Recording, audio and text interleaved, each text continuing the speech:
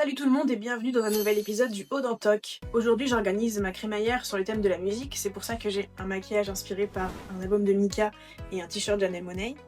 Mais comme les invités ne sont pas encore là, j'en profite pour filmer cette introduction et vous dire qu'aujourd'hui dans le podcast, j'accueille ma première invitée, mon amie Morgane. Au départ j'ai entendu parler de Morgane parce qu'elle était l'élève de ma mère à l'école et parce que sa mère tient un commerce dans la ville où j'ai grandi. Mais j'ai vraiment rencontré Morgane quand on a fait du théâtre et de la chorale ensemble. Et maintenant, vous aussi vous allez rencontrer Morgane. C'est parti. Bienvenue Morgane dans le Haut d'Antoc, mon podcast où on parle des passions et des obsessions. Merci beaucoup. Je suis très contente d'être là, vraiment. Je suis ravie. Ça me fait très plaisir aussi, depuis le temps qu'on en parle, oui. que ça se fait pas. On va commencer par parler de tes passions. Donc quelles sont tes passions ou les intérêts spécifiques que tu as ? Ouais, alors, mes passions en général que je sors tout le temps quand on me demande quelles sont mes passions, c'est les arts plastiques, donc tout ce qui touche aquarelle, peinture, body painting, broderie, couture. Sauf la poterie, je suis nulle à chier. Vraiment, tout ce qui est modelage, sculpture, je suis nulle. J'aimerais être bonne, mais ce n'est pas le cas. Art de la scène, du coup comédie musicale, théâtre, danse. Et la linguistique. J'aime énormément la linguistique. Et l'histoire des mots et l'histoire tout court. Donc voilà, tout ce qui est linguistique, anglais, français et histoire médiévale, parce que je suis une troubadour dans l'âme, du 9e au 13e siècle. Et finalement, on a plusieurs en commun. Tout à fait. Les arts de la scène, théâtre, comédie musicale. On s'est rencontrés officiellement au théâtre. Oui. En faisant du théâtre. On a fait la chorale ensemble.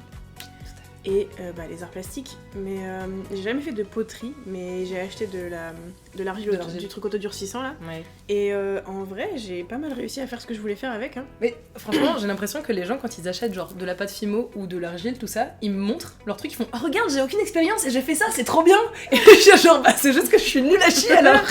Genre... Après, j'ai pas fait genre un pot, ça doit être dur un pot, mais j'ai fait des petites têtes de rat et un petit balai. Des petites têtes de rat. Ouais, c'était... Comment ça? Genre... c'était pour l'anniversaire d'une amie qui a des chats et des rats. Et du coup, je lui ai fait un porte-clés et j'ai fait en perles les têtes de ses chats. Ok. Avec les prénoms de ses chats. Et j'ai fait genre 3 petites têtes de rats qui reprenaient les couleurs de ses rats. Ok, c'est génial. Une photo. Ok, bah trop bien. Non mais je parle vraiment des petites sculptures comme ça. Je suis, mais bref. Mais c'est trop bien du coup, j'adore voir les créations des gens, je trouve ça trop chou. Parce qu'en fait, c'est des formes très simples quand les gens commencent. Mais je suis très fan, même en dessin, de formes très simples qui représentent des trucs complexes.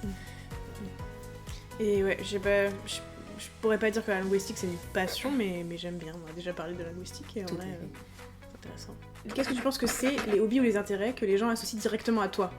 À moi, le dessin, en tout cas c'est ma mère. Je sais qu'elle associe énormément le dessin et la lecture, parce que quand j'étais jeune, j'avais du temps. Bref, j'avais du temps. Et du coup, je pouvais lire énormément. J'ai une énorme bibliothèque à la base. Et du coup, dessin, lecture. Et je pense que maintenant, on associe la comédie musicale à ma personne. Je pense. Surtout ça. Moi, j'ai noté que je t'associais les lacets colorés. Donc, référence à ton livre que t'as amené aussi, voilà. Les lacets colorés, c'est vraiment le truc qui m'est venu. La broderie sur les vêtements, parce que ton pull, ton jean, tout ça. Ouais. Et la danse. Ok, trop effectivement. D'ailleurs, je voulais mettre pour ce podcast mon super jean brodé, mais aussi on ne voit pas mon pantalon, donc ça ne sert à rien. Et aussi, il n'allait pas avec mon outfit, donc je l'ai pas mis. C'est vrai que ça fait beaucoup avec les rayures. Oui. Mais en tout cas, je suis ravie. Mes très jolies chaussettes par contre. Merci. Je les ai eues à Noël. J'ai besoin de je peux les montrer ou c'est... Vas-y. Elles sont magnifiques. Il y a des fleurs. Elles sont trop belles. J'adore. Quels sont les hobbies ou les intérêts que toi tu associes directement à moi ? Tout à fait, le Scooby-Doo. Le Scooby-Doo et le coloriage, je sais que je les associe de base. Et le théâtre, plus spécifiquement l'impro. Je te vois vraiment comme une personne de l'impro. Et du coup, je sais que c'est 3 trucs que j'associe beaucoup. Mais c'est marrant parce que maintenant je suis vraiment en mode ouais, je suis une pro de l'impro, let's go et tout. Mais c'est pas... Enfin, je sais pas, c'est récent. Oui, je suis d'accord, mais c'est récent, mais en même temps... Le théâtre, je l'associe à toi depuis longtemps, mais comme en ce moment tu exprimes beaucoup justement ton appréciation de l'impro, j'ai un peu connected the dots. Ouais, après, c'est Hélène, notre prof de théâtre, elle a commencé à nous dire que vraiment on devenait bonne en impro et tout. Et c'est vrai que j'ai eu un déclic parce que avant, je donnais beaucoup les idées. Ouais. Et Hélène, elle me disait genre il faut que tu réfléchisses moins parce que t'as des bonnes idées mais ça se voit que tu réfléchis à tes idées. Oui. Et donc j'ai arrêté de réfléchir et j'ai eu toute une période où vraiment j'étais vraiment cerveau vide, je suivais juste et j'étais là. Je vois exactement. Je sais pas du tout. Et après, je pense que j'ai trouvé l'équilibre et maintenant ça va. Et ouais, il y a eu ce truc à l'anniversaire d'Héloïse où mon équipe a perdu les Olympiades et le gage c'était faire une impro. Et vraiment, j'étais là et les gens qui me connaissent étaient là. Un gage? Non, je suis professionnelle de l'impro, j'y vais. That's my moment, guys. C'est mon cadeau. Et oui, et aussi pourquoi? C'est parce que l'an dernier à la Comédie Musicale, quand on a fait un petit peu d'exercice, Maëva m'a demandé de commencer l'exercice de l'impro parce que j'ai l'habitude d'en faire. Ok. Et donc je pense que effectivement on a commencé à m'associer à l'impro aussi parce que dans la comédie musicale il n'y a pas trop de gens qui en font à part moi. Non. Et donc je pense que je me suis dit ah ok on m'associe à l'impro et voilà. Mais même dans la comédie musicale, on n'est pas beaucoup en vrai d'origine de théâtreux. Oui. En vrai, il y a Éoline, toi et moi, et Christopher. Oui, il y a beaucoup de chanteurs. Mais oui, c'est. Mais dans la musique classe, ouais, je sais pas s'il y a beaucoup de théâtre dans la musique classe, je pense que c'est surtout des chanteurs et des danseurs. Ouais, oui, je suis d'accord. Enfin, des chanteuses et Beaucoup des de gens qui danseuses. avaient envie de faire les trois en même temps, à la base, Ouais. et qui ne l'avaient jamais fait. Il y a beaucoup de gens, ouais, il y a pas beaucoup de gens qui ont fait du théâtre et du coup c'est ça qui leur fait le plus peur. D'ailleurs, juste pour revenir vite sur l'impro, c'est un truc où, quand j'étais petite, parce que j'ai fait genre 6 ans de théâtre avec Image, et ensuite j'ai arrêté pendant 2 ans parce que je voulais faire plus de danse. Et ensuite il y a eu un truc qui s'est passé, ça m'a manqué sa mère, et du coup je suis revenue. Mais la période des 6 ans, vraiment j'étais stressée par l'impro, mais vraiment ça me... Je n'aimais pas ça.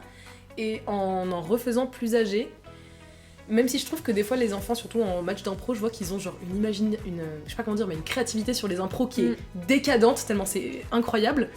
Moi je me sentais beaucoup plus à l'aise dans ce que je faisais, et je me prenais beaucoup moins la tête. Ouais. Et ça m'a fait tellement de bien. Bref.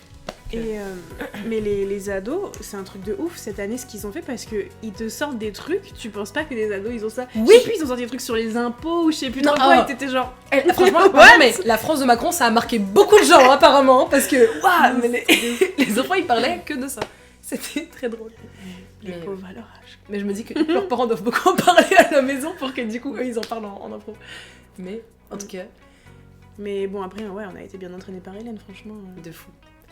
C'est vraiment en faisant maintenant du théâtre avec d'autres personnes que je me rends compte que j'aimais énormément comment Hélène le faisait. Non pas que j'aime pas comment Maëva le fait, j'adore comment Maëva le fait, mais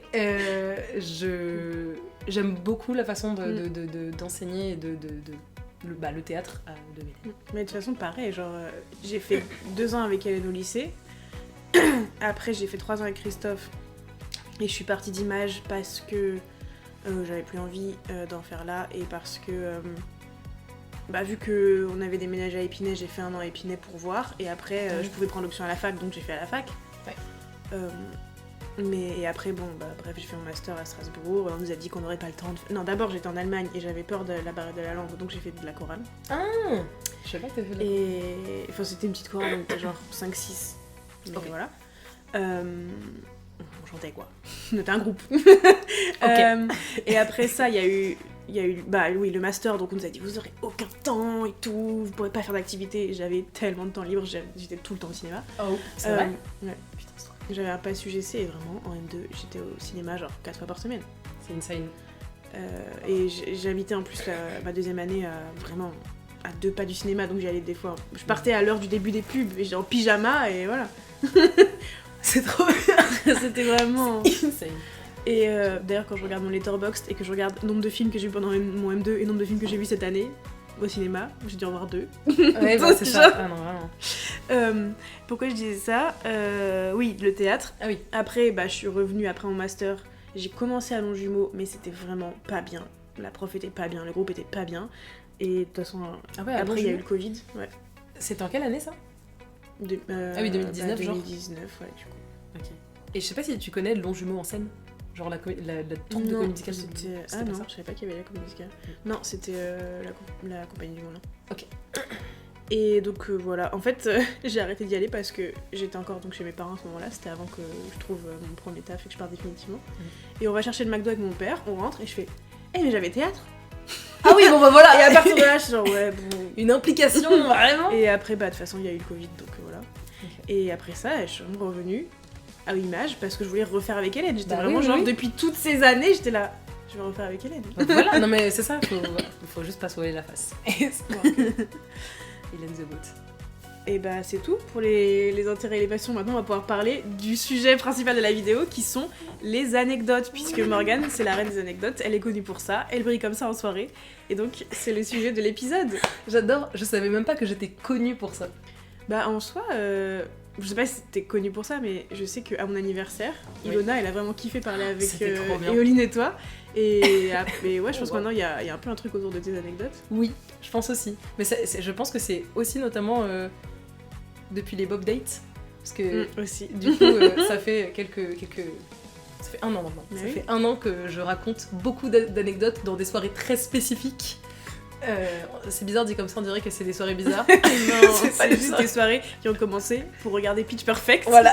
On a regardé le 1, le 2, le 3, et après c'est devenu Voilà. les Bob Dates. Tout à fait, parce que j'avais beaucoup d'anecdotes à raconter.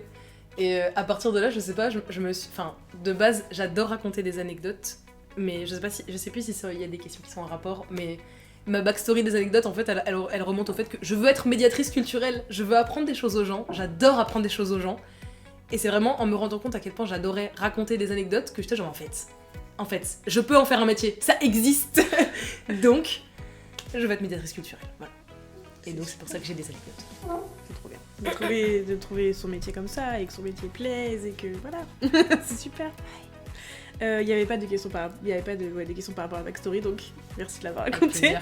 Est-ce que tu peux nous partager la première anecdote qui te vient comme ça? Oui, parce que, pardon, mais du coup, je suis désolée, elle est ce qu'elle est, mais j'ai appris que le mot science et shit venaient de la même origine Ok. linguistique. Voilà. Parce que du coup, les deux viennent du proto-indo-européen scata, qui veut dire séparer de. J'espère que vous avez l'image tous. En l'occurrence, je pense que caca et shit viennent peut-être de la même truc, puisque scata, c'était l'origine linguistique. Oui, Donc- scatophilie, tout ça. Science et caca viennent de la même chose. Enfin, du même mot, en tout cas. Et donc ça, c'est genre séparer les idées. Ouais, c'est ça. C'est genre séparer le. Genre.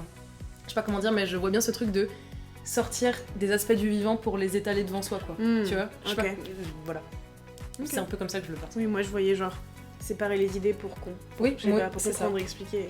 Ouais. Ok. Voilà. Et est-ce que t'as une anecdote qui a. Genre, c'est quoi ton anecdote qui a le plus de succès auprès des gens? Est-ce qu'il y en a une qui ressort particulièrement? En ce moment, actuellement, l'anecdote que je ressors beaucoup, c'est.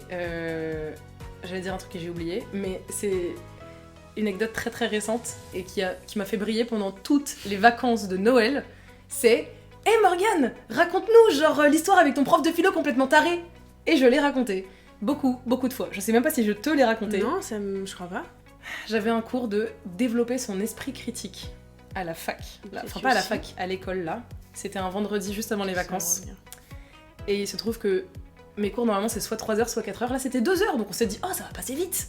C'était les 2 heures les plus longues de notre vie. Genre, le prof était lunaire. Le prof était tellement lunaire qu'à la fin, spoiler alerte, on est allé voir la direction. Et il me single, enfin, il arrêtait pas de me pointer du doigt tout le temps. Genre, c'était presque du harcèlement. Mais j'arrête pas de le raconter en soirée parce que ça fait genre. Ça fait un petit truc, un peu de drama à raconter. Donc en ce moment, ça me fait briller, je sais pas pourquoi. Ouais, mais vous êtes allé voir la direction juste pour. Enfin, il y avait des faits, j'imagine. Et en gros, c'est juste que dès le début, le gars était agressif de fou physiquement. Je sais pas comment dire, c'était vraiment un homme. Dans le sens où il arrêtait pas de. Mais genre, je n'ai jamais vu quelqu'un faire ça. De taper du pied, de taper du poing, de prendre sa bouteille, de la poser, de faire du bruit wow. avec. Il faisait ça, on était là, genre. Vraiment, ça chope des bières. Ouais, vraiment. Et on était là, genre. Mais c'est. Qu'est-ce qu'il fait? Et on était très déconcentrés parce que ça faisait beaucoup de bruit. Et du coup, moi, genre, j'étais malade, d'accord? J'avais mon masque comme ça. Et du coup, ça m'énervait. J'étais genre, mais qu'est-ce qu'il fait? Et du coup, je le regardais comme ça. Et très vite, au bout de 5 minutes, il m'a fait, mais pourquoi tu regardes, toi, hein, avec les yeux français comme ça? C'est genre, non, mais je suis malade en fait. Et il fait, ah, c'est bien, tu protèges les autres, hein, c'est bien, parce que souvent on se protège soi, mais. Donc il commence à faire son bail de prof chiant, tu vois. Moi, je suis genre, ouais, ça va être long, mais c'est pas grave. Sauf que. Il se trouve que. Il arrêtait pas d'essayer de parler de philo, mais déjà tous ces arguments de philo, c'était des arguments de terminale. Donc c'était un peu. Je sais pas comment dire, mais c'était pas de la philosophie très poussée. Ça, à la limite, c'est pas grave. Il veut nous demander ce que c'est un adulte responsable. Soit, on commence à essayer de donner des hypothèses, tout ça. Et pour faire avancer le débat, il veut écrire une citation. Et du coup, il dit... Bon alors, j'ai une citation, il parlait vraiment comme ça, je suis désolée. voilà, j'ai une citation sur être un adulte responsable, mais bon, j'ai plus le nom, mais c'est un sociologue. Bon, je vous écris la citation, hein.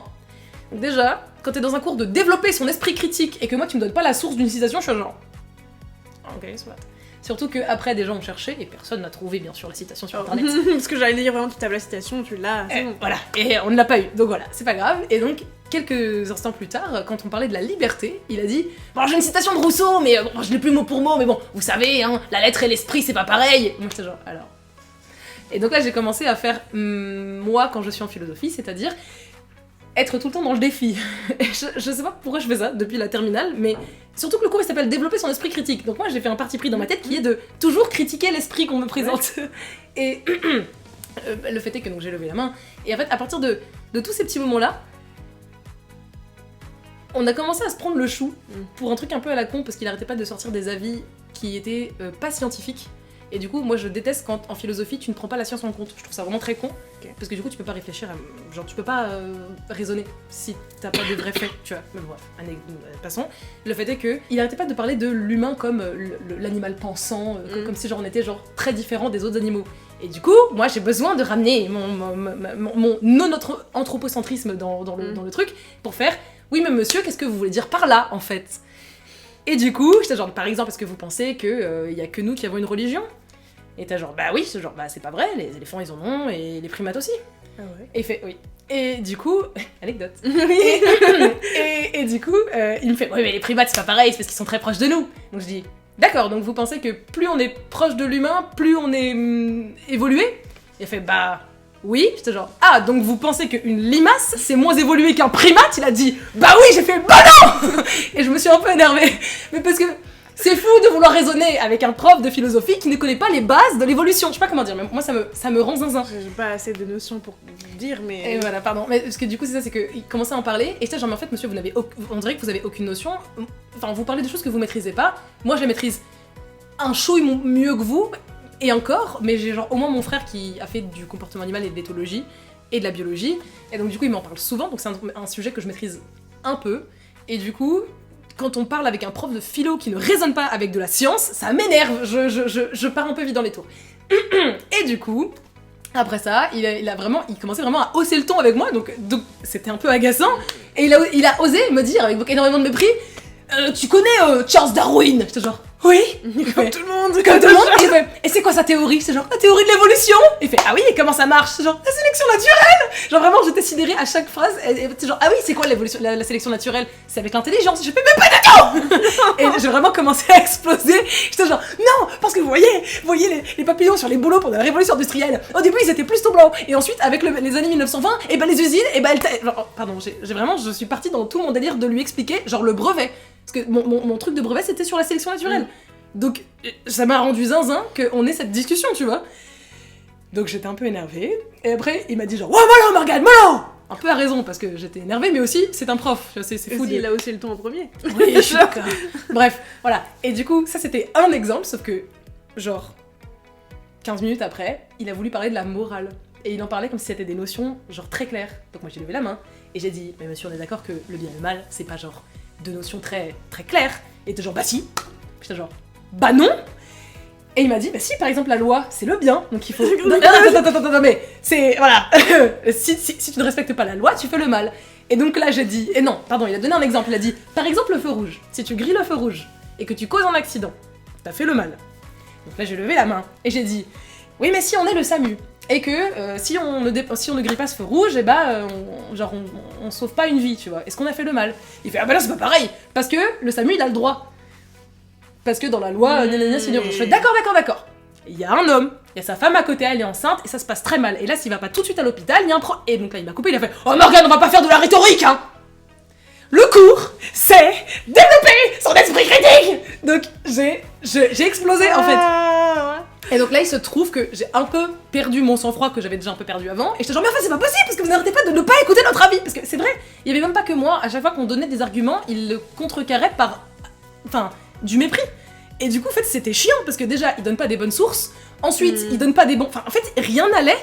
Il donne des citations nulles à chier de terminale L. il donne pas les bonnes citations, il raisonne avec des pensées qui n'ont aucun sens, et il te remballe avec de la condescendance et du mépris. Il y a un moment, ça va aller, c'est bon. Et donc du coup ça m'a un peu énervée, j'étais genre mais en même temps vous n'arrêtez pas de décrédibiliser mes arguments. Il m'a dit bah c'est peut-être parce que je sais mieux que toi. J'ai dit ah pourquoi vous savez mieux que moi? Et là il s'est mis devant moi avec toute sa hauteur et moi assise et il a dit bah parce que moi je suis là, toi t'es là, donc ça veut peut-être dire quelque chose. Voilà, et aussi je crois qu'il a dit je suis plus âgée, parce que du coup ça a fait un peu réagir toute la classe, parce qu'on est des gauchos déjà, donc je sais pas comment dire, mais c'est fou de vouloir dire ça à des classes de nous. Il veut juste créer une bombe, créer une explosion. Non mais de toute manière déjà, à partir du principe que la morale c'est figé, et la morale c'est la loi, genre... Mais surtout que, pardon, mais il est resté 20 minutes sur son exemple du feu rouge. Genre, il a fixé dessus. On était genre, mais il est con quoi. Parce qu'après ça, en plus, pardon, c'est ça qui nous a fait vriller, j'ai oublié. C'est qu'après ça, il a dit, ah par contre, faut pas suivre toujours la loi. Genre, sous le régime de Vichy, il y a des gens qui ont choisi de résister, donc de contrer la loi, donc ils ont fait le bien. Et donc là, j'ai relevé la main avec insolence et j'ai dit donc le mal et le bien, c'est pas des notions de... Voilà, là, je me suis énervée parce qu'il se contredisait lui-même alors qu'il a passé 15 minutes à décrédibiliser mon argument, qui était juste. Ça va, je veux bien. Mais voilà, et donc du coup, il se trouve que, après qu'il ait lâché sa bombe de la fin de mépris là, les autres gens de la classe ont fait par contre, monsieur, on en profite parce que c'est la fin du cours, c'était vrai, il était 56, ça finissait dans 4 minutes. On en profite pour vous dire que là, ça fait vraiment 2 heures qu'on est mal à l'aise, quoi. Genre, on est très mal à l'aise et on s'est senti presque méprisé dans votre cours. Et là, il a fait méprisé. Voilà. Merci. Et du coup, il a commencé vraiment à s'emballer en mode non, mépris, non, moi, il y a des mots que je peux pas accepter. Vraiment comme ça. Et après, elle a dit bah, moi, c'est ce que j'ai ressenti. Et il a dit, je cite, ah bah, peut-être que tu ressens mal. Avec énormément de colère. Voilà. Et ensuite, il y a Astrid qui a levé la main, qui est toute gentille. Astrid, elle fait du chant lyrique. Elle est trop belle, elle est trop forte, elle est toute douce. Elle a fait bah monsieur, on est quand même 15 à l'avoir ressenti, quoi. Donc ça veut dire qu'on est 15 à ressentir mal. Et en fait, il a vraiment forcé. Et après ça, il était genre oui, mais en même temps, vous voyez, Morgane, ça fait 15 minutes qu'elle m'agresse. Vous pensez que je me sens comment, moi? J'étais genre bah oui, c'est vrai. Pardon, je suis désolée, je vous ai agressé. J'aurais pas dû crier. C'était pas agréable pour vous, je suis sûre, parce que je veux dire, t'es intervenant, même si t'es un peu un con. C'est pas cool de se faire engueuler par un élève, tu vois, genre c'est chiant. Lui par contre, pour s'excuser, il a fait si par contre vous avez cru que j'étais méprisant avec vous, je suis désolée. Ah, excuses. Voilà, et donc du coup il se trouve qu'à la fin de ce cours, vraiment 11h tapantes sonnaient, je n'ai jamais fait ça parce que je suis vraiment une Hermione Granger dans l'âme. Là j'étais genre, j'ai pris mes affaires, je fais au revoir et je suis partie. Parce que c'est bon. Et en fait tout le monde est parti et tout le monde était genre mais en fait on vient pas dans ce cours. Il fait rien là en fait, c'est quoi ce... Qu'est-ce qui se passe? Voilà, et turns out qu'aujourd'hui j'ai eu des news sur le groupe parce qu'on l'a bientôt, hein, c'est le 19 janvier qu'on le revoit. Et là les gens sont en train de se demander si on y retourne ou pas. Parce que du coup, c'est une question qu'on se pose. Bah ouais. Voilà. Voilà, donc ça c'est l'anecdote qui me fait briller en ce moment. Parce que tout le monde me dit ah mais raconte-nous l'histoire de ton prof là. Et ça me fait rire. Non, c'est chaud. C'est chaud de fou, genre. Oh là là.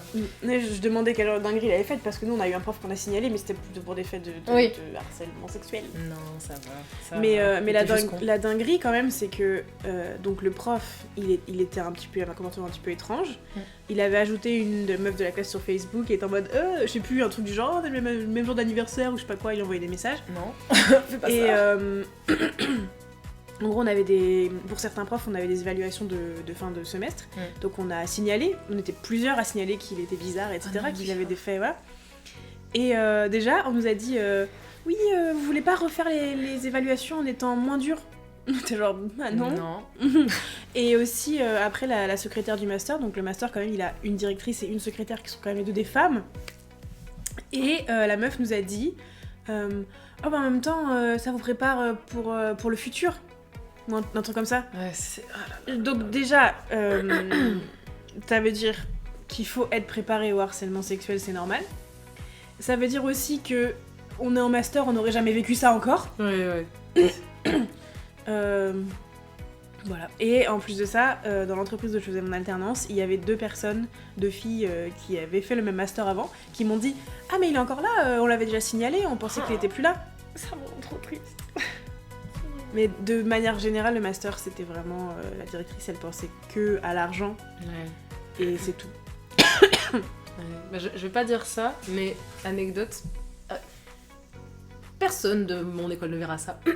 Il se trouve qu'on a fait des recherches après sur le prof, parce qu'on était genre comment ça se fait, ça fait 11 ans que ce bouc est là. Comment ça se fait qu'on est les seuls genre à réagir là, c'est pas possible. On a regardé son LinkedIn, on a regardé d'autres trucs. Je crois que c'est fact-checké, parce que c'est pas moi qui l'ai checké, c'est d'autres gens de ma classe. Mais le gars est le mari de la présidente de l'école. Voilà, donc moi je dis que ça commence par Nepo et que ça finit par Tis. Voilà. Et bah oui. Donc c'est... Voilà. Donc c'est vraiment ce truc de, j'ai l'impression d'être directrice de master, qu'est-ce qui se passe? S'il vous plaît, faites quelque chose. Oh là là là là. Et sinon, autre anecdote par rapport au fait d'agresser un intervenant. C'était quand j'étais en master justement et que j'allais... C'est tout en master. Quand j'avais mon pass UGC et que j'allais tout le temps à l'UGC, je pouvais faire les avant-premières. Ouais. Et donc il y avait le film Girl qui est sorti à ce moment-là, qui est sur une meuf trans qui fait de la danse. Ok, on n'a pas dit tout.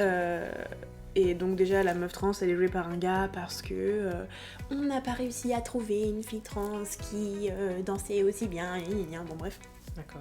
Le réalisateur c'est Lucas Dont, il est belge. Il a déjà commencé son intervention en disant genre oui moi je suis gay donc je connais bien le sujet.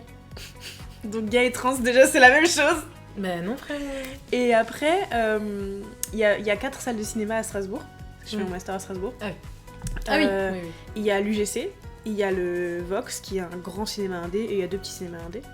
Et il est venu faire son avant-première à l'UGC et au Vox. Moi, à l'UGC, je lui ai dit que son film était transphobe. Genre, j'ai pris le micro pour lui dire comment et pourquoi son film était transphobe. Et il était vexé, le boug. L'était, du coup. Il était vexé, le boug. Il est venu après me parler individuellement pour défendre son film. Ok. La retranscription est sur mon blog.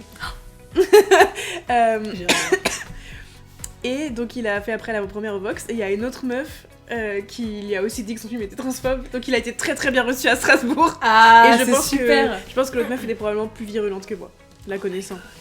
Ok. Ah, mais je veux dire, elle l'a fait dans le micro aussi? Ouais. Ah oui. Oui, j'étais pas là, mais oui, j'ai oui. aucun doute que oui, la connaissant. Mais par contre, je me suis fait une pote ce jour-là parce qu'il y a une meuf trans du coup qui est venue me voir à la fin qui m'a dit qu'elle avait bien vu mon intervention et après on était amis. Voilà. Donc c'était super. Mais sinon, à part moi, il y avait des parents qui étaient là. Oui, c'est super parce que moi j'ai un enfant trans et je trouve que gna gna gna. Ouais. Et c'était des parents évidemment qui mégenraient leurs enfants. Mais il y avait aussi un couple de personnes trans qui ont trouvé le film super et qui se sont reconnus dedans et j'étais un peu genre tant mieux pour vous. Un couple après. trans qui s'est reconnu? Ouais. Tant mieux pour vous, tu sais. Voilà. On peut pas. Si c'est votre expérience, c'est votre expérience. Mais globalement, le film est pas ouf. Parce que, notamment, le truc dont je me souviens, c'est que ils font tout le temps des zooms sur ses parties intimes. Et genre, on a compris qu'elle était trans et qu'elle avait une bite, tu vois, genre, c'est bon. Ouais. Et oui, il y a aussi un autre truc, c'est que le réalisateur il expliquait, oui, on voit dans le film que ses proches l'acceptent, la transphobie, elle vient pas de son entourage, elle vient d'elle-même. Et j'étais vraiment genre, déjà la transphobie on ne l'invente pas, si elle est en nous c'est qu'elle vient de la société. Oui. Et deuxièmement, il y a une scène super violente où ses camarades de classe sont hyper transphobes, donc comment ça ses proches ne le sont pas? Parce que c'est pas ses proches, c'est ses camarades de classe. Non, ouais, mais je crois qu'il voulait vraiment dire tout son entourage, mais... Donc ouais. Voilà, j'ai moi aussi mis mal à l'aise en intervenant. C'est bien. Non mais parce que... Des fois, il faut les choquer. Je suis d'accord. Parce que... je veux dire, si t'interviens, pour moi, il faut que tu fasses face à une potentielle critique. Écoutez, encore une fois, pardon, mon cours s'appelait développer son esprit critique. Oui, bah oui. Je ne m'arrêterai jamais là-dessus. Hein, Est-ce que tu as une anecdote dont tu penses qu'elle va m'intéresser moi spécifiquement? Oh my god. C'est pas une anecdote, je pense que tu sais, en fait. C'est juste que là, je l'ai vu ce matin et je fais genre, mais non! Le fait que Lego a fait des Lego Pokémon, là, c'est bon? Ah non, j'ai pas vu. Lego et Pokémon font enfin une collab ensemble. C'est juste pour l'aspect Lego, mais parce que je suis juste choquée que ça soit pas arrivé avant, parce que j'étais vraiment une Playmobil girl quand j'étais petite. Ouais. Bah oui, les Playmobil, ils faisaient vraiment aucune collab. Ils sont vraiment genre... Non, maintenant ils en ont plusieurs, mais leur première collab qu'ils ont fait, c'était Spirit. Et j'ai jamais regardé. C'est vrai? Mais j'ai jamais regardé, je sais pas du tout. Et je trouvais ça super random. Spirit, le cheval. Ouais. Ah et oui, je trouvais d'accord. ça genre ultra random. En plus, les personnages, je crois que c'est les personnages qui ont pas la même tête vraiment que les autres Playmobil. Genre, maintenant il y a les Playmobil Scooby-Doo, il y a des Playmobil Astérix, il y a des Playmobil Retour vers le futur. Moi j'ai des Scooby-Doo et de Retour vers le futur. Et est-ce qu'il y a d'autres choses? Je sais plus. Mais en tout cas, oui, ils ont commencé les collabs bien plus tard que Lego. C'est vrai que Lego ils en ont beaucoup donc. Ouais, mais c'est juste que genre dans le genre de collab où je pensais que ça existait déjà parce que je suis pas une connaisseuse de Lego, j'étais persuadée qu'il y avait déjà des Lego Pokémon, tu vois. Oui, mais moi aussi j'étais Playmobil Girl à la base. Et oui, c'est vrai, mais tu vois, genre j'ai voulu lâcher une anecdote qui t'intéresse en fait. Non, mais maintenant aussi je suis dans les Lego, mais c'est récent. Oui, c'est vrai. Mais par contre, vu que j'ai beaucoup trop de collections, je suis obligée de me limiter. Donc moi, les Lego, j'ai le droit seulement aux... J'ai dit seulement aux fleurs. Oui, c'est ça, seulement aux Lego fleurs et Animal Crossing. Mais le problème... Oui, il y a des... Ah, c'est génial. J'en ai 3 boîtes, je crois. Ouais, mais j'ai pas encore monté celles que j'ai eu à Noël parce que là je veux remonter celles que j'avais déjà et qui sont cassées et j'ai pas eu le temps de finir, du coup j'ai pas encore monté celles que j'ai eu à Noël. Mais moi j'ai 3 ou 4 boîtes. 4 parce que j'ai Marie en visite. Donc Marie avec une maison et un villageois. J'ai l'aéroport de l'hydravion, le Dodo Airlines. Ouais. J'ai Céleste avec une lune et un télescope et une petite couverture de pique-nique. Et j'ai eu à Noël l'atelier des sœurs de fées. Oh. Ah, c'est trop bien. Ah, j'adore. Je montrerai après. Et du coup, ce que j'ai, c'est le problème, c'est que à Noël l'an dernier, t'es née, elle m'a offert 2 boîtes de Lego Disney. 2 ouais. Non, officiellement 4 parce qu'il y a la plante d'Encanto et la plante de Vaiana, mais ça rentre dans les fleurs. Ah ouais, d'accord. Ok. Non, c'est bon, ça rentre dans les fleurs. J'allais dire. Ça rentre dans les fleurs. Mais elle m'a offert un cadre. C'est un cadre Disney 100 ans et il y a 9 carrés et tu peux les changer. Là, j'ai Pixar, j'ai jamais changé, mais tu peux faire d'autres collections. Et une boîte La Reine des Neiges. Ok. Maintenant, je suis la Playmobil Lego. Et c'est embêtant, parce que ça coûte cher. Ça coûte cher, ouais. Ça fait, franchement, de mon enfance, de toute ma vie, j'ai eu que un truc Playmobil, c'est le ranch. Je sais pas comment dire, pas le ranch, mais le... C'est genre t'as un camion de cheval pour mettre tes chevaux, et t'as un petit truc pour construire genre un enclos, un truc où tu peux sauter les hauts steps. Je pense que ma cousine elle doit avoir ça. Et la clinique vétérinaire, je suis mauvaise. Ah, moi j'avais la clinique vétérinaire, je l'ai acheté en brocante. Oh, mais je l'ai plus. Parce que j'en voulais plus. Parce que j'en avais beaucoup. Et il faut, pareil, faire des choix. Est-ce que tu as une anecdote préférée? Est-ce que j'ai une anecdote préférée? J'avais réfléchi à ces questions, hein. J'ai oublié. Maintenant je... Attends. Est-ce que j'ai une anecdote préférée?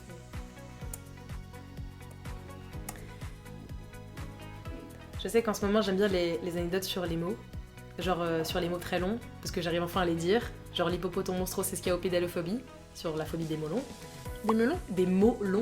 Des mots longs. Oui, c'est... Et du coup, c'est en français, ça n'a que 35 lettres. Moi, j'adore la phobie des melons. C'est très drôle. J'étais là, genre, on a bu... Après, t'as pas dit que tu l'avais. Parce que non. On a bu du sirop de melon, mais tu n'as pas dit que tu avais cette phobie. Ça aurait été hilarant. Non. Mais ouais, c'est qu'il y a ça. Et le fait que, en anglais, c'est beaucoup plus. Pas beaucoup plus, c'est de 10 lettres. C'est 45 lettres. C'est la pneumono-ultra-microscopique silico-volcanoconiosis. Et c'est une maladie qu'on peut développer au poumon quand on inhale trop de cendres volcaniques. Voilà, c'est un peu mes anecdotes que j'aime bien les mots. Donc j'aime bien dire les anecdotes sur les mots. Mais du coup, depuis que j'ai fait mon début d'alternance au Conte du Vivant, j'aime beaucoup les anecdotes sur genre certains trucs du vivant. Notamment que les escargots vrillent à droite. Voilà, les coquilles des escargots vrillent principalement à droite. Genre quasiment que à droite. Et il y a certaines exceptions d'escargots qui ont une coquille qui vrille à gauche. Tu savais ça ou pas? Non, mais ça veut dire quoi qu'elle vrille à droite? Oui, alors, quand tu regardes un escargot, genre, imagine là il y a ses petites antennes, là t'as sa coquille, et là t'as la fin de son pied d'escargot. La vrille, elle sera toujours de ce côté-là. Oui, d'accord, c'est ce que j'avais compris. Ok. Voilà. Parce que du coup, pour des questions de reproduction, quand ils se reproduisent, ils font comme ça. Et du coup, si les coquilles s'entrechoquent, ils peuvent littéralement pas se reproduire. Genre, c'est impossible. Donc, genre, la petite pointe, elle va dans le petit trou de l'autre? Alors, je sais pas comment ça se passe la reproduction, mais en tout cas, en fait, c'est juste que en termes d'emboîtement, ça marche pas. Je pense pas que ça. Je crois pas que ça se passe dans le. Non, ça c'est pas. Non, je veux dire, pour pouvoir se rapprocher, faut que ça s'emboîte de cette façon. Je dis pas qu'ils se reproduisent par là. Attends, ça fait. En fait, c'est juste que les deux coquilles sont à l'extérieur. Et du coup, ils peuvent se coller. Donc l'inverse de ce que j'ai fait. Oui, c'est ça. Ce que j'ai dit. Okay. Sinon, ils feraient juste. Ils pourraient pas se.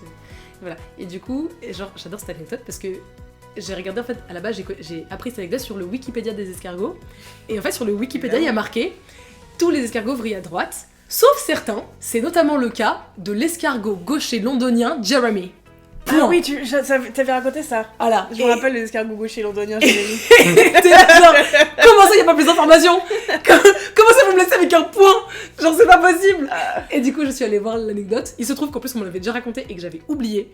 Mais du coup, c'est un escargot qu'on l'a trouvé. Enfin, c'est des chercheurs qui l'ont trouvé juste comme ça en Angleterre, à Londres en l'occurrence. Et en fait, il y a eu genre vraiment un appel pour trouver genre un autre escargot gaucher pour que Jeremy puisse se reproduire. Oh. Il y a eu un appel et déjà, on n'a pas trouvé un seul, on en a trouvé 2. Sauf que, quand on les a mis ensemble, les 2 se sont pécho sans Jérémy. C'est horrible. Pauvre Jérémy. Jérémy. Mais heureusement, après ça, on a trouvé genre un dernier escargot et là, il a pu se reproduire. Mais voilà, et du coup, genre, c'est vraiment genre la story time de Jeremy. Mais attends, ça veut dire... Oui. Ah, c'est asexuel les escargots? C'est hermaphrodite. Hermaphrodite. Oui, oui, pas... Donc c'est les 2. C'est qu'ils peuvent faire les 2. Ah oui, parce que je me disais que du coup, comment ils savaient qu'il y a... D'accord, ok. Voilà. En gros, ils ont... Je sais pas si... Attends, ça se trouve que je vais dire de la merde, mais hermaphrodite, il me semble qu'ils ont de toute façon les 2 appareils... Enfin, ils ont la capacité d'avoir les 2 appareils génitaux en un seul, et du coup, il faut juste qu'il y ait 2 spécimens. D'ailleurs, attends, je précise un peu plus mon anecdote sur les escargots. Il y a une espèce au Japon, sur une île précise, qui est quasi exclusivement vrille à gauche. Et ça vient de un de leurs prédateurs principaux, qui est un serpent, qui se nourrit, lui, quasiment exclusivement d'escargots. Et du coup, il a une mâchoire beaucoup plus proéminente à droite, pour croquer efficacement les escargots. Et du coup, ces escargots-là ont développé une... Enfin, bref, la sélection naturelle... J'allais dire la sélection naturelle, voilà. a fait que maintenant, il reste quasiment que les à gauche, et que du coup, dans cette espèce spécifique, il y a quasiment que des vrilles à gauche. C'est trop marrant. Voilà. C'est mon anecdote préférée, je pense. J'adore par ailleurs les insectes grâce à Animal Crossing. C'est tellement des aliens, les insectes. Mais j'aime trop. Après, j'ai pas des connaissances de ouf, mais juste j'aime bien les reconnaître. Et quand je suis allée au Japon, parce que mon frère habite au Japon, y a en fait, tu te rends compte que les insectes dans Animal Crossing, c'est pas juste que c'est des insectes que t'as jamais vus, c'est juste que c'est des insectes du Japon, la plupart. Oui. Et donc, vraiment, on marchait au bord de l'eau et il y avait des petites bêtes qui grouillaient sur les pierres. J'étais là, des ligies, c'est des ligies. Dans Animal Crossing, il y a les ligies, quand tu t'approches, elles s'en vont. Oui. Et après, j'ai vu un gros scarabée. Et du coup, j'envoyais des vidéos et des audios à Nicolas, mon pote qui n'était pas au Japon et qui adore aussi Animal Crossing. Et j'étais là genre, tu crois que c'est une lucane Miyama ou une lucane girafe? Et mon frère et mon ami qui étaient là avec moi au Japon, ils étaient là, mais qu'est-ce qu'elle fait? Mais elle est encore avec ses scarabées. mais oui, mais regardez. C'est trop bien. Non mais, j'aurais tellement voulu faire la même. Ah, c'est trop bien. Super. Mais c'est vrai que du coup, j'ai souvent été frustrée par Animal Crossing parce que je ne pouvais pas utiliser mes connaissances en insectes chez moi. Oui, un poisson c'est beaucoup plus facile. Ouais. J'ai pu utiliser mes connaissances juste des libellules. Parce que justement, avec les contes du vivant, à un moment, il y avait tout un pan de médiation qu'on a fait autour des libellules.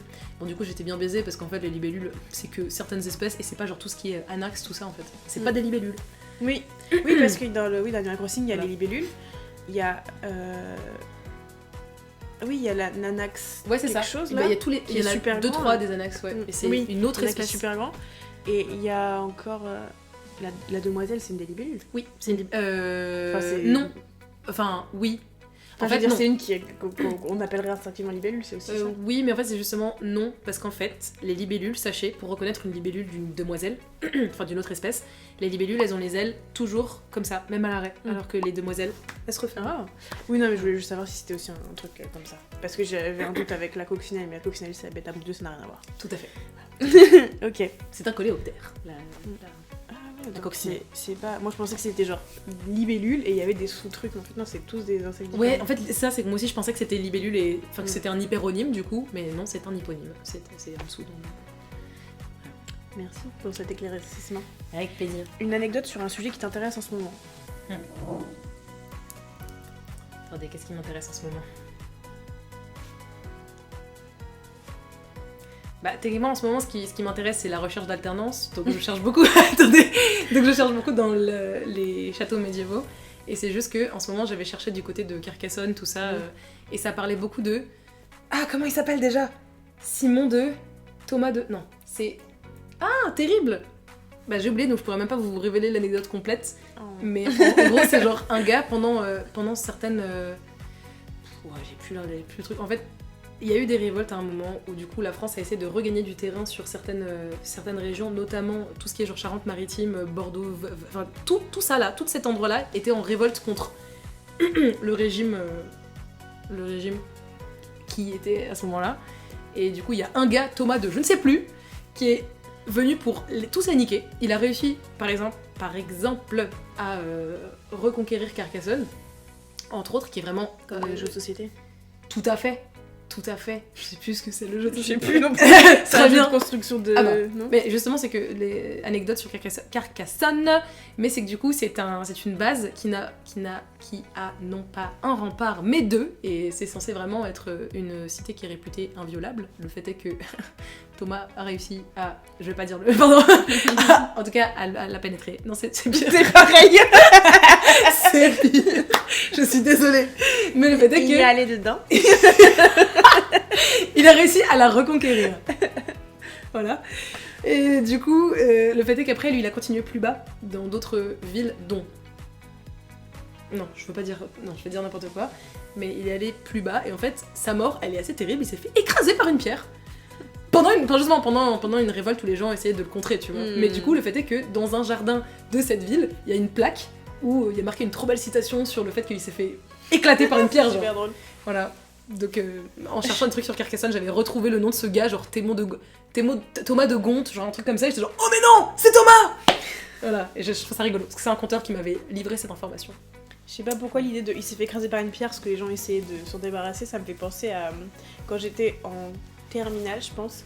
Il y avait des manifs lycéennes, bon il y a souvent des manifs lycéennes donc voilà. Ouais. Et je pourrais même pas dire pourquoi parce qu'à cette époque je connaissais rien en politique et voilà. Et donc avant sur la place d'Avoue, il y avait une grosse sculpture, une grosse boule en métal, genre comme une, je crois que c'était genre un peu sous forme de cage, enfin voilà. Et en fait, elle a été décrochée pour être roulée dans le portail du lycée. Donc elle a jamais été remise. Oh, je ris. Et après ça, je crois qu'il n'y avait pas cette année, mais avant, il y avait un gros sapin sur la place d'Avoue. Oui. C'était à la place où il y avait la boule avant. Oh, wow. Oh, c'est là, j'aurais bien voulu voir la boule. Est-ce qu'on peut trouver sur internet? Je suppose que oui. En même temps, tu vois, genre, je vois bien d'Avoue avec une boule comme ça. Je sais pas pourquoi, je suis là, genre, ça manquait. Je savais pas que ça manquait, maintenant que je sais, tout s'éclaire, genre. Oui. C'est fou. Je voulais rebondir sur un autre truc, mais j'ai oublié quoi. Rempart, Carcassonne, jeu de société. Peut-être, je sais plus. J'ai pas d'autres questions. Ok. Eh bah, merci de m'avoir reçu. Moi, j'ai passé un très bon moment. Moi aussi, merci pour tes anecdotes, c'était super. Avec plaisir. J'hésitais à chaque fois entre est-ce que je lâche mes anecdotes qui sont ultra longues ou pas. J'espère que ça allait. C'était dans tes plans, dans tes projets. Très bien. Et après, de toute façon, comme à chaque fois que je poste une vidéo, je me dis, au pire, les gens, s'ils veulent regarder, ils regardent. S'ils veulent pas, ils regardent pas. Oh, tout à fait. Tout à fait. Voilà. Tout à fait. Voilà. Bah, merci beaucoup de m'avoir reçu. Bah, avec plaisir. Merci d'être venue. Avec plaisir. Merci beaucoup à Morgane pour cette première interview du Haut d'un Talk, on a bien rigolé. Et vous avez une anecdote préférée? Partagez-la en commentaire. Et si vous voulez voir d'autres interviews pour découvrir les passions de mes amis, abonnez-vous et activez la cloche. À bientôt dans un nouvel épisode du Haut d'un Talk.